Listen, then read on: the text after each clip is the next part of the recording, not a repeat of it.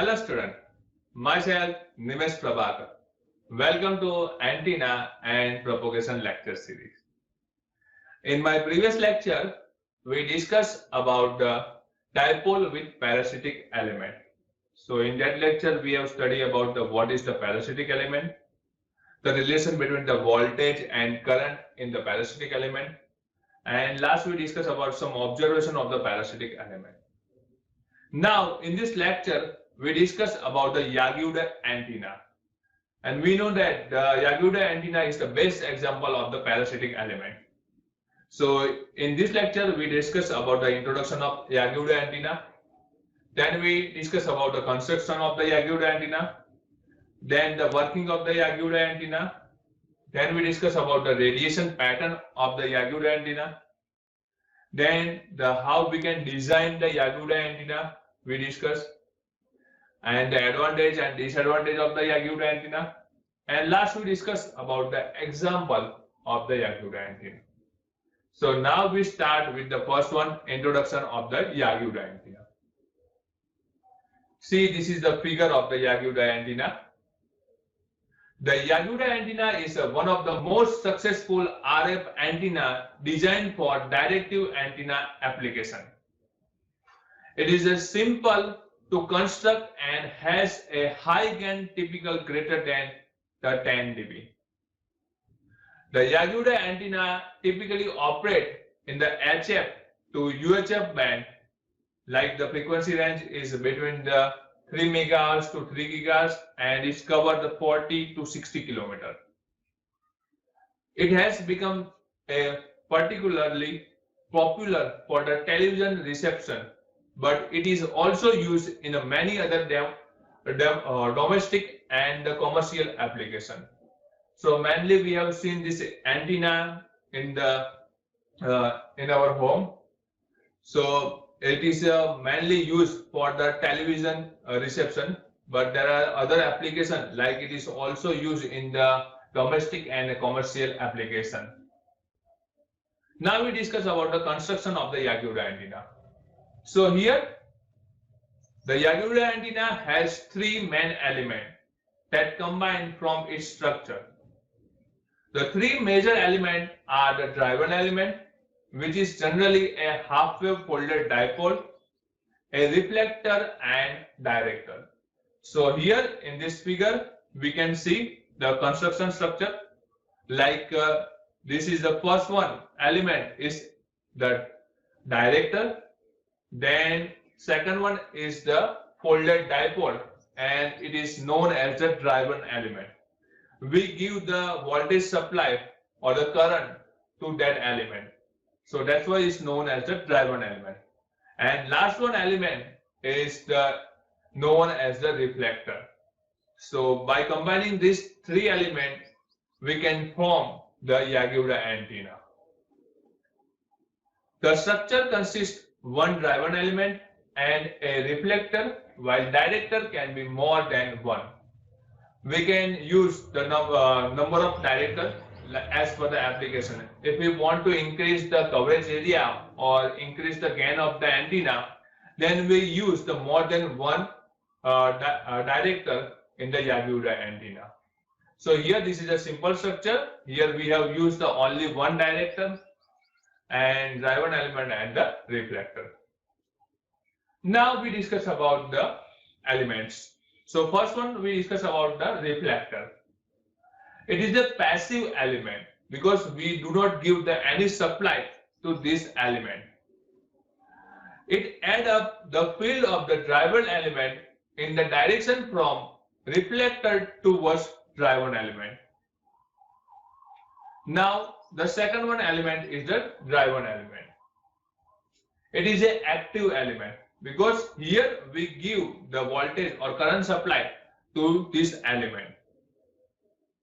It is a resonant half-wave dipole or metallic rod. Generally, we use the folded dipole as a driven element. The element known as the feeder because it supplies the charge. So this is also known as the feeder because we give the supply to this element. And last one element is the director. It is also a passive element because we do not give any supply to this element. So this is a passive element. It can be one or more to increase the directivity. That means we can use the number of director when we want to increase the directivity of the Yagi-Uda antenna. Its size 5% less than the driven element. Now the working of the Yagi-Uda antenna. Yagi-Uda antenna is an array of driven element and one or more parasitic element. They are not connected directly to transmission line but electrically coupled. That means here we can see this is a driven element. So we give supply to this driven element only.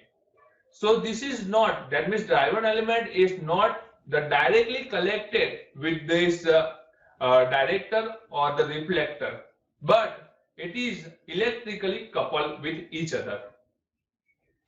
Parasitic elements are arranged collinearly and parallel to each other element.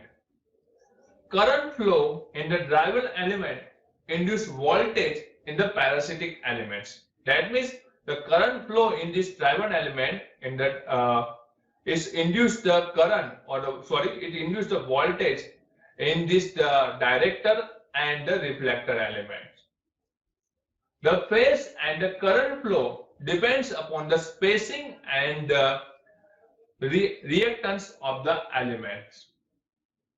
The spacing are in order of 0.1 lambda to 0.15 lambda.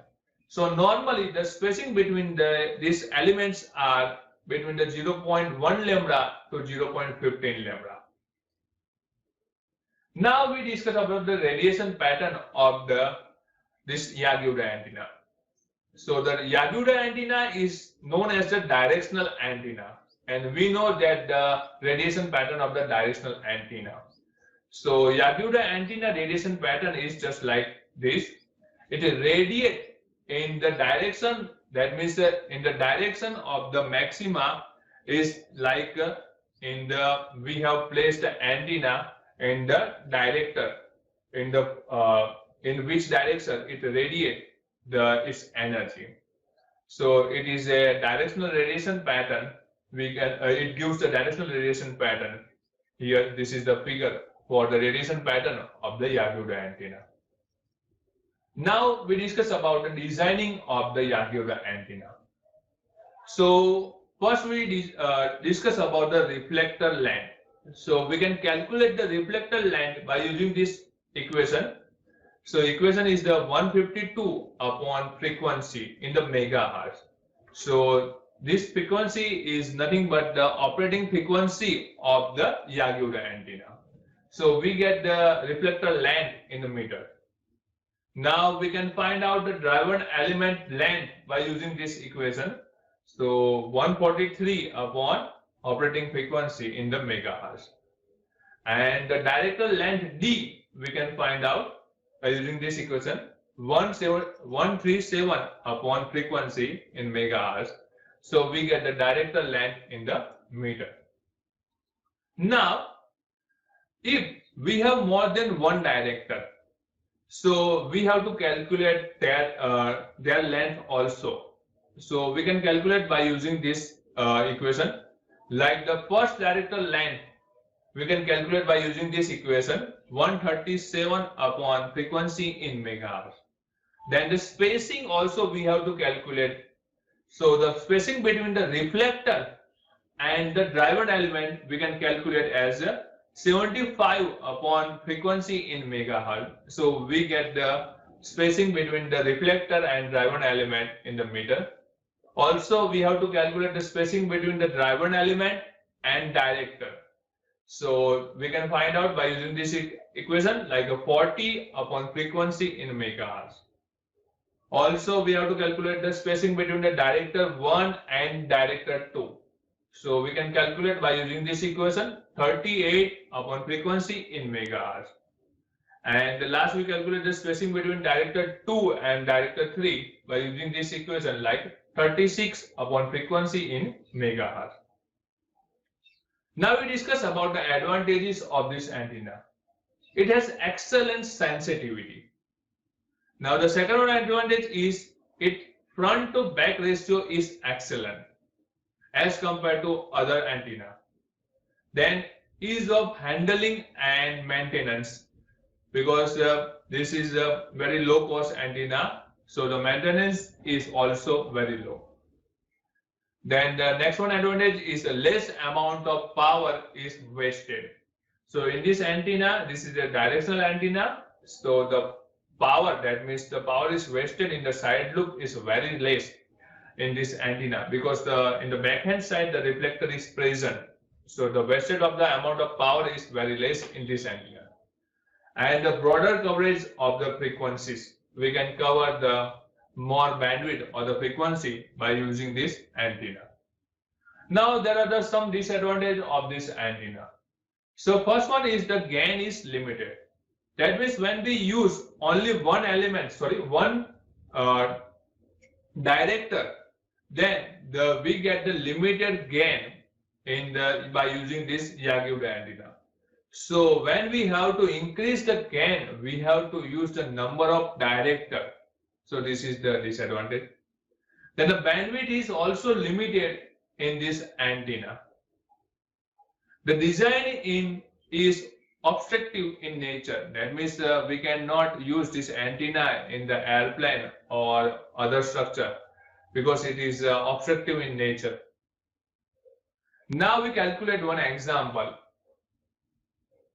Calculate the length of the dipole, reflector, director 1, director 2 and director 3 of the Yagi-Uda antenna, along with the spacing between the element for the channel 5 VHF3 band. So first of all, we have to know about the VHF3 band. So VHF3 band frequency range is between the 174 MHz to 181 MHz. So we can calculate the frequency by using this, like the range we have given. So we can calculate the 174 plus 181 into 10 raised to 6, because we know that this is the megahertz. So we get the operating frequency is the 177.5 megahertz. This is the center frequency. Now we calculate the first one is the length of the dipole. That means we calculate the driven element length. So we have this equation 143 upon frequency, and we have the operating frequency 177.5 megahertz. So we get the length of the dipole is the 0.80 meter. Now we calculate the length of the reflector. So we have this equation 152 upon frequency. So frequency is the 177.5. So we get the reflector length is the 0.856 meter. And we calculate the length of the director 1. That means the first director length we calculate by using this equation 137 upon frequency, that means 177.5. So we get the first director length is the 0.77 meter. And now we calculate the length of the director 2. So equation for this is a 133 upon frequency. So we get the length of the director 2 is the 0.75 meter. Now we calculate the length of the director 3. So we can calculate the director 3 length by using this equation 130 upon frequency. So we have frequency 177.5. So director 3 length is the 0.73 meter. Now we have calculated the length of the director and driven element and reflector. Now we calculate the spacing between the reflector and the dipole. So we have this equation 75 upon frequency. So 75 upon frequency, we have 177.5. So we get the spacing between the reflector and the driven element, that means dipole, is 0.42 meter. Now we calculate the spacing between the dipole and director 1. So we have this equation 40 upon frequency. So 40 upon 177.5. So we get the spacing between the dipole and director 1 is the 0.23 meter. Same as we calculate the spacing between the director 1 and director, that means main director, is the 0.21 meter. Now we calculate the spacing between the director 2 and the director. So we can get, this is the 36 upon frequency, so we get the 0.20 meter. So in this lecture, we discuss about the Yagi-Uda antenna, and in this we discuss the introduction of Yagi-Uda antenna, construction of Yagi-Uda antenna, working of Yagi-Uda antenna, radiation pattern of Yagi-Uda antenna. Then we discuss about the designing of Yagi-Uda antenna, and last we discuss about the advantage and disadvantage and the example of the Yagi-Uda antenna. Thank you.